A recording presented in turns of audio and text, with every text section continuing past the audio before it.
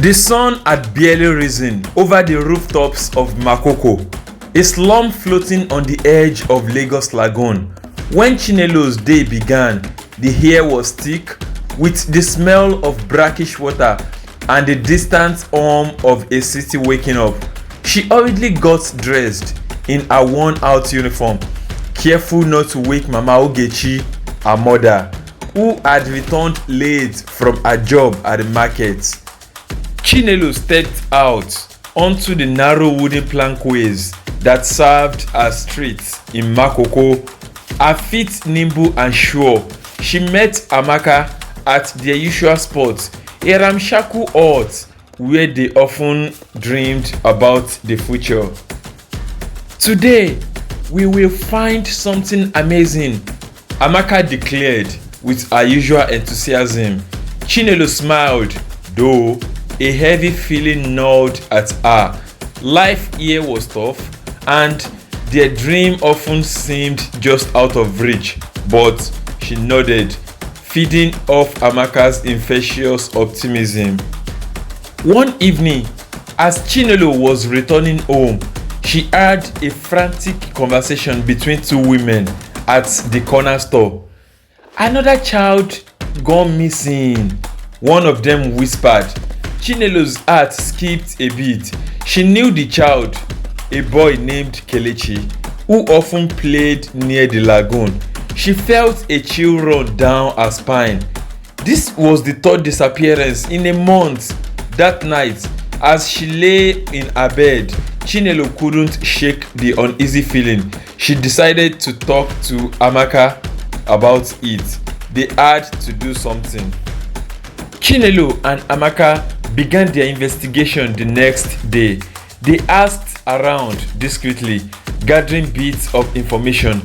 An old fisherman mentioned seeing a fancy car near the lagoon on the night of the disappearances. "That's strange," Amaka said. "What would a rich man be doing here?"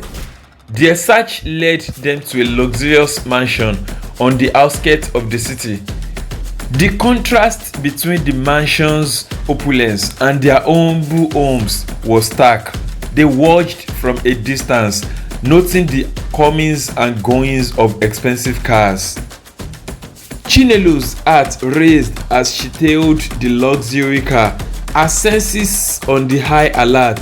She had been following it for blocks, her mind fixed on the possibility of uncovering a clue.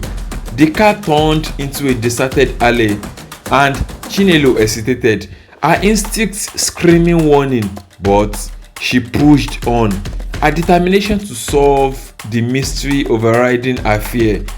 As she entered the alley, the car's brakes screeched, and Chinelo froze.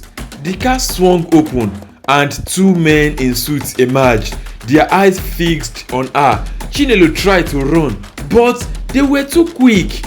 One of them grabbed her, clamping a hand over her mouth, while the other injected something into her neck. Chinelo's world went dark.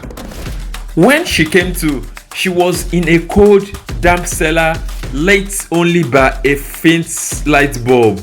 She was bound to a chair, her mouth gagged.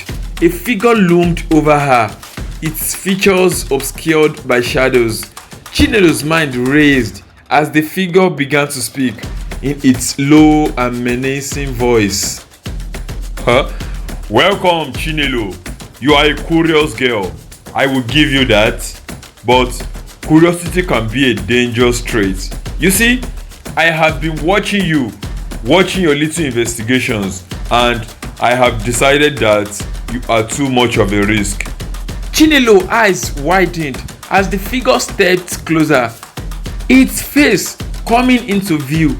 It was Ifeanyi, the wealthy businessman they had suspected. His eyes gleamed with a sinister intensity, and Chinelo knew she was in grave danger. "You see, Chinelo, I have a special interest in children like you. Children who are forgotten, who are disposable, and I have developed a special program to deal with them." Chinelo's heart raised as Ifeanyi's word dripped with malice. She knew she had to escape, but her bonds were too light. She was trapped at the mercy of a monster, and then everything went black. Mama Ogechi's frantic search for Chinelo led her to Detective Adewale's office, where she found a sympathetic ear. Together, they placed together the clues: the luxury cars, the warehouse by the docks, and the eerie feeling that had settled over Makoko. As night fell, a team of heavily armed police officers stormed the warehouse, ready to face whatever horrors lay within.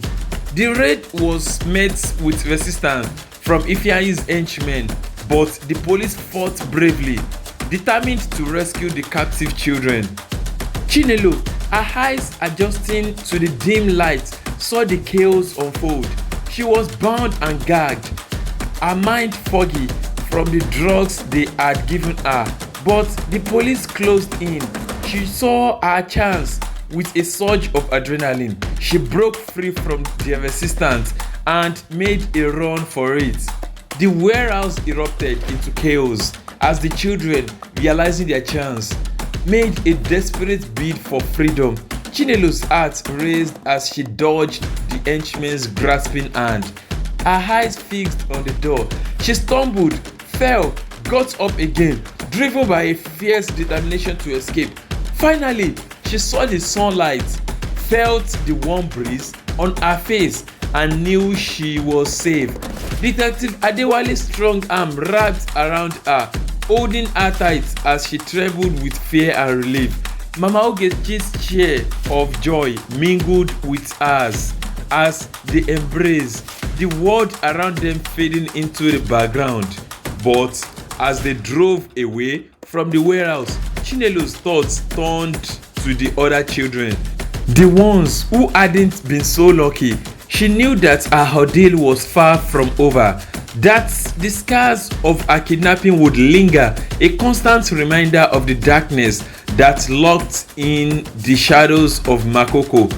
And she knew that she would never forget the pitiful cry of the forgotten child, a haunting reminder of the horrors she had faced. Chinelo lay in a hospital bed, her eyes hollow. Mama Ogechi sat by her side, holding her hand. Detective Adewale had promised to do everything to bring Ifeanyi to justice. But Chinelo knew her life would never be the same. As she looked out the window, the sun setting over Lagos, she felt a flicker of hope.